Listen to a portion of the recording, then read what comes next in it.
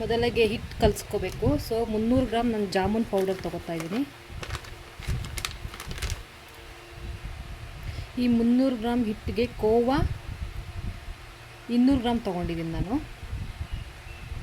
ಕೋವಾ ಇದ್ರ ಜೊತೆ ಮಿಕ್ಸ್ ಮಾಡ್ಕೋಬೇಕು. ಕೋವಾ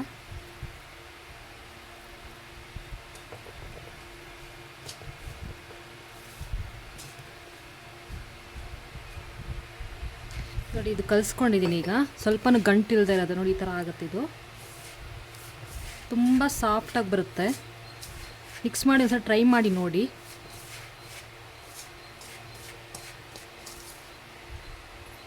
ಸ್ವಲ್ಪ ನೀರು ಹಾಕ್ಕೋತಾ ಇದ್ದೀನಿ.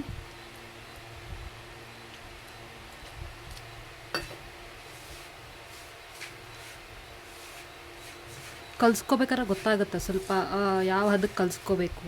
ಸ್ವಲ್ಪ ಸಾಫ್ಟಾಗಿ ಕಲಿಸ್ಕೋಬೇಕಲ್ವಾ, ಎಷ್ಟು ನೀರು ಹಾಕ್ಕೋಬೇಕಂತ ಗೊತ್ತಾಗುತ್ತೆ ಅದು.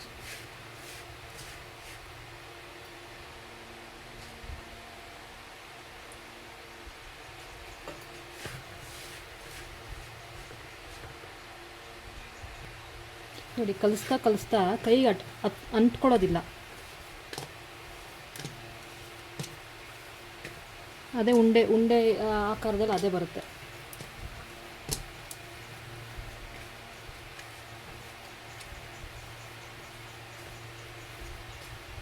$150 ml ನೀರು ಹಿಡಿಬೋದು. ಇಷ್ಟು 300 ಗ್ರಾಮ್ ಹಿಟ್ಟಿಗೆ.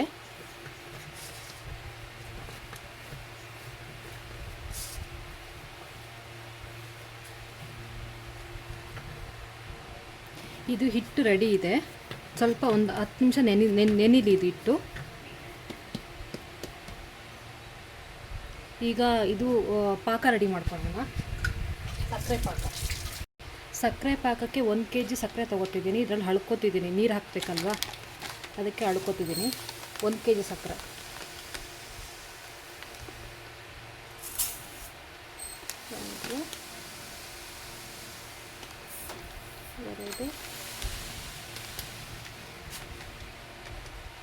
ಮೂರಿದೆ ಇದರಲ್ಲಿ 3 ತೊಗೊಂಡಿದ್ದೀನಿ. ಸ್ವಲ್ಪ ಸಕ್ಕರೆ ತೆಗೆದು ನಾನು ಜಾರ್ಗೆ ಹಾಕ್ಕೋತಾ ಇದ್ದೀನಿ, ಏಲಕ್ಕಿ ಪುಡಿ ಮಾಡ್ಕೊಳ್ಳೋಕ್ಕೋಸ್ಕರ. 4 ಲೋಟ ನೀರು ಹಾಕ್ತಾ ಇದ್ದೀನಿ ನಾನು ಇದಕ್ಕೆ.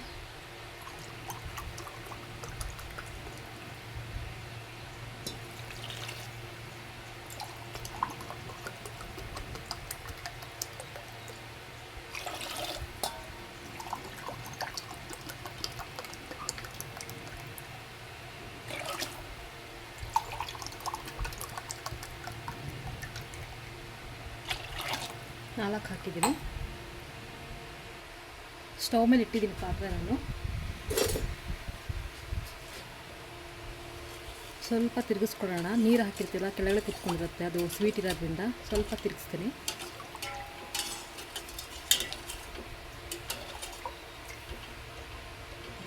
ಇದು ಕಾಯೋ ಅಷ್ಟರಲ್ಲಿ ಏಲಕ್ಕಿ ಪುಡಿ ಮಾಡ್ಕೊಳ್ಳೋಣ. ಏಲಕ್ಕಿ ಸಕ್ಕರೆ 2 ಪೌಡರ್ ಮಾಡ್ಕೊಳ್ತೀನಿ. 5 ಏಲಕ್ಕಿ.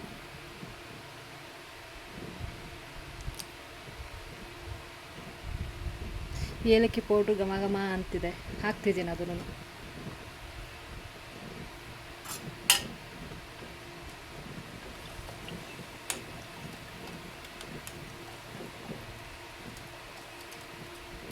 ಇದು ಒಂದು 20 ಮಿನಿಟ್ಸ್ ಕುದಿಬೇಕು. ಪಾಕ ಬಂದ್ಬಿಡುತ್ತೆ. 15 to 20 ಮಿನಿಟ್ಸ್ ನಾರ್ಮಲ್ ಉರಿಯಲ್ಲಿ.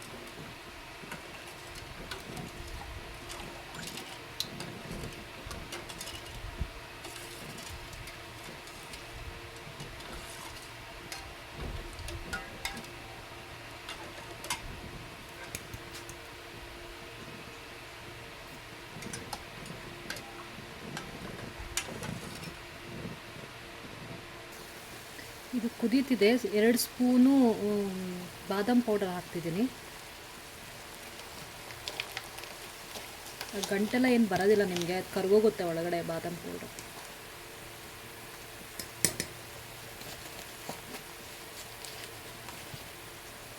ಎರಡು ಸ್ಪೂನಿಂದ 2-2.5 ಸ್ಪೂನ್, ಚಿಕ್ಕ ಸ್ಪೂನ್ ಇದೆ ಹಂಗಾಗಿ 2.5 ಹೆಚ್ಚು ಕಡಿಮೆ 2.5 ಸ್ಪೂನ್ ಹಾಕಿದ್ದೀನಿ.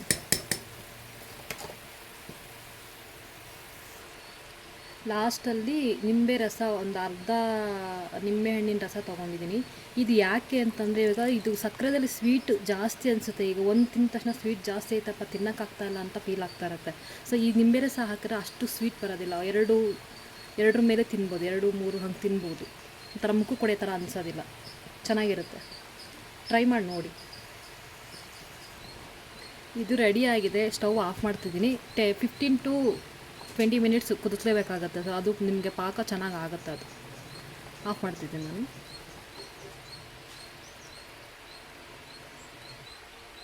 ಇದು ಆರಲೇಬೇಕಿದು ತಣ್ಣ, ಸ್ವಲ್ಪ ಉಗುರು ಬೆಚ್ಚಗಾದ್ರೂ ಇರಬೇಕು. ನೀವು ಇದು ಜಾಮೂನು ಹಾಕಬೇಕು ಅಂದರೆ ಇದು ತಣ್ಣಗೆ ಆರಲಿ. ಅಷ್ಟೊತ್ತು ಉಂಡೆ ರೆಡಿ ಮಾಡ್ಕೊಳ್ಳೋಣ, ಜಾಮೂನು ಉಂಡೆ. ಕೆಲವರು ತುಪ್ಪ ಅದು ಇದು ತೊಗೊಂಡು ಉಂಡೆ ಮಾಡಿ ಅದು ಇದು ಹೇಳ್ತಾರೆ. ಏನೂ ಹಾಕ್ಕೊಳ್ಳೋ, ಕೈಗೆ ಹತ್ತೋದೇ ಇಲ್ಲ, ಏನೂ ಹಾಕ್ಕೊಳ್ಳೋಂಗಿಲ್ಲ. ಹಂಗೆ ನೋಡಿ ಉಂಡೆ ಎಷ್ಟು ಚೆನ್ನಾಗಿ ಬರುತ್ತೆ ನೋಡಿ.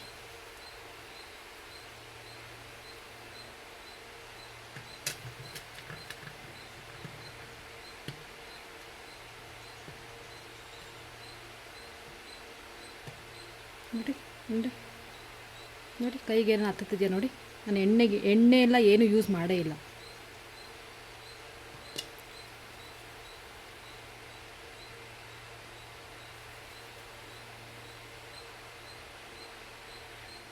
ಇನ್ನೊಂದು ಹೇಳಬೇಕಿತ್ತು, ಇದು ಜಾಸ್ತಿ ಈ ಥರ ಪ್ರೆಸ್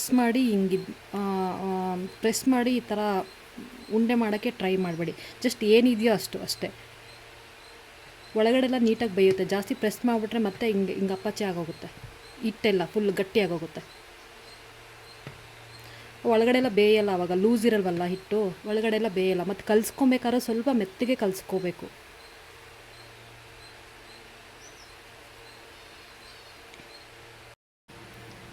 ಉಂಡೆ ಮಾಡಾಗಿದೆ. ಎಣ್ಣೆ ಹಾಕ್ಕೊತಾ ಇದ್ದೀನಿ.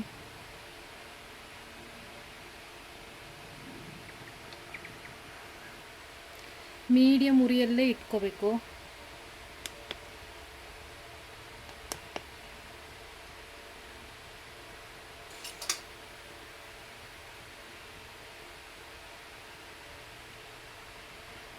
ಇದು ಕಾದಿದೆಯೋ ಇಲ್ಲ ಎಣ್ಣೆ ಅಂತ ತಿಳ್ಕೊಳ್ಳೋದಕ್ಕೆ ಬೇಕಾದ್ರೆ ಒಂದು ಸಣ್ಣ ಉಂಡೆ ಬಿಟ್ಟು ನೋಡೋಣ. ಒಂದು ಸ್ವಲ್ಪ ಕಾಯಬೇಕು. ಎಣ್ಣೆ ಕಾಯ್ದಿದೆ. ಇದು ಉಂಡೆ ಹಾಕೋಣ ಈಗ.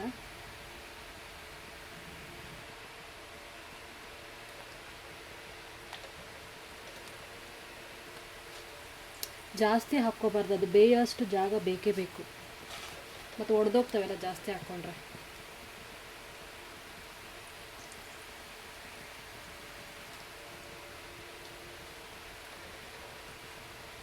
ಈ ಥರ ತಿರುಗಿಸ್ತಿದ್ರೆ ರೌಂಡಾಗಿ ಬೇಯುತ್ತದು.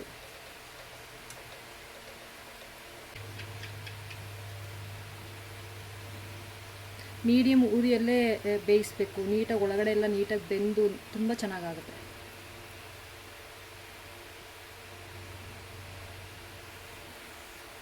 ಕಲ್ಲರು ಗೋಲ್ಡನ್ನಿಂದ ಸ್ವಲ್ಪ ಕಲರ್ ಬರಲಿ. ಬೆಂದಿದೆ. ಇದನ್ನು ಒಂದು ಪ್ಲೇಟಿಗೆ ತೊಗೋತಾ ಇದ್ದೀನಿ ನಾನು. ಡೈರೆಕ್ಟ್ ಪಾಕಕ್ಕೆ ಹಾಕ್ತಾಯಿಲ್ಲ. ಸ್ವಲ್ಪ ತಣ್ಣಗಾಗಬೇಕು. ಪಾಕಕ್ಕೆ ಡೈರೆಕ್ಟಾಗಿ ಹಾಕಿದ್ರೆ ತುಂಬ ಮೆತ್ತಗಾಗೋಗುತ್ತೆ. ಅದು ಬಿಸಿ ಇರುತ್ತೆ, ಇದು ಬಿಸಿ ಇರುತ್ತೆ.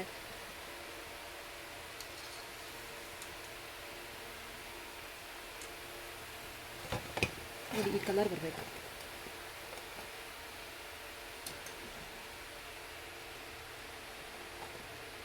ಇದು ಸ್ವಲ್ಪ ಆರಿದೆ, ಇದು ಆರಿದೆ. ಸೊ ಹಾಕ್ತಿದ್ದೀನಿ ನಾನು. ಇದು ಒಂದು 20 ಮಿನಿಟ್ಸ್ ನೆಂದರೆ ಸಾಕು. ಒಬ್ಬೊಬ್ಬರು ರಾತ್ರಿ ಮಾಡಿ ಬೆಳಗ್ಗೆ ತನಕ ಇಡ್ತಾರೆ, ಬಟ್ ಹಂಗಿಟ್ಟು ತುಂಬ ಚೆನ್ನಾಗಿ ಆಗುತ್ತೆ. ಒಂದು 20 ಮಿನಿಟ್ಸ್ ಸಾಕು.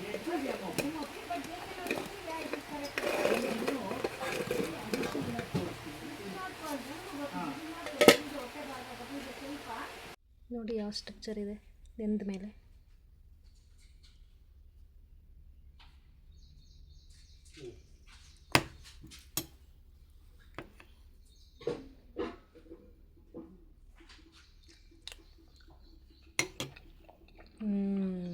ತುಂಬ ಚೆನ್ನಾಗಿದೆ.